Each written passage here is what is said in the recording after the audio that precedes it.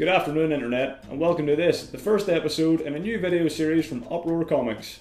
We're going to be reviewing all the latest movies, video games and TV shows, and bringing you all the latest news from around the Internet. Today we're reviewing Inbetweeners 2. It's rated 15 and is in cinemas now. When the first teaser hit a few months ago, it kind of left me a little bit cold, and honestly, I completely forgot about the film until I was told to review it yesterday. Fortunately, the film does turn out to be highly enjoyable, bringing back all of the elements that made the series so good.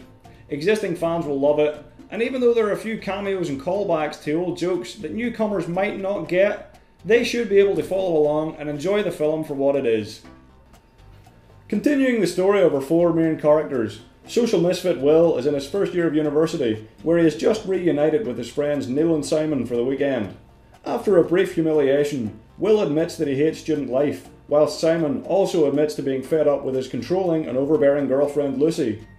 Contemplating just how shit their lives have turned out, the trio decide to make a surprise visit to Jay in Australia, who according to his emails is having the time of his life during his gap year. Jay's opening scene is a highlight. He's a DJ in a huge nightclub, living in a mansion and surrounded by beautiful women 24/7. But, in typical Jay fashion, soon turns out to be a complete exaggeration. What follows is an odyssey where the gang travel across Australia in search of their own individual goals. Will wants the authentic travelling experience of going to new places and meeting fellow travellers. Simon wants to escape his nagging girlfriend. And Jay, once the facade falls, just wants to be reunited with an old girlfriend who he travelled all this way to meet. There are plenty of big laughs. Most of the jokes are good, if not quite laugh out loud funny, and although some are predictable, very few of them fall flat.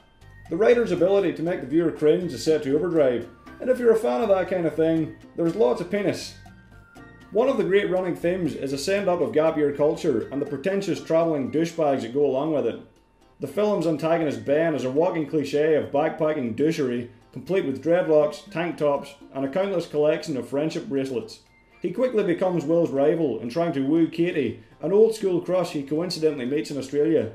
This, combined with Jay's story, make for the backbone of the plot. It is pretty predictable, following a well-established path in the sitcom characters go on holiday subgenre, and can feel a little disjointed as one storyline is abandoned for the other around the end of Act 2.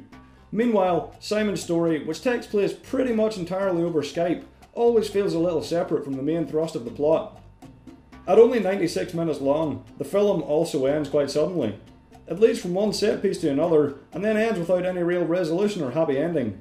Of course, comedy doesn't have to rely on plot, and it could be argued that this fits perfectly with the character's defeatist sensibilities.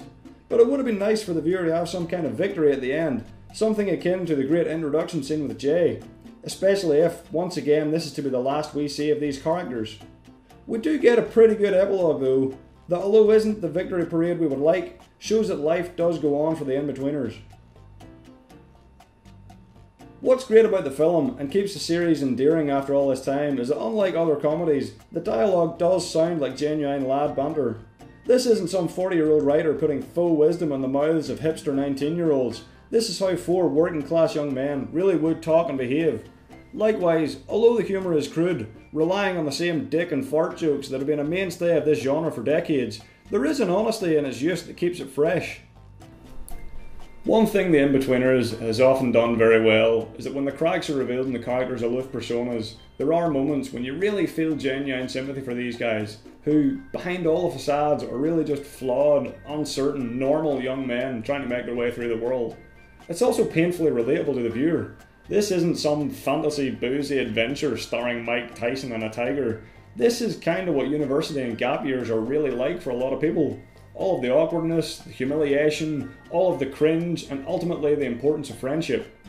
I don't think this film will go down as one of the all-time comedy greats, but Inbetweeners 2 is still a hilarious, fun film, and a good continuation of the series. Even if you aren't a fan already, it's worth checking out. Thanks for watching.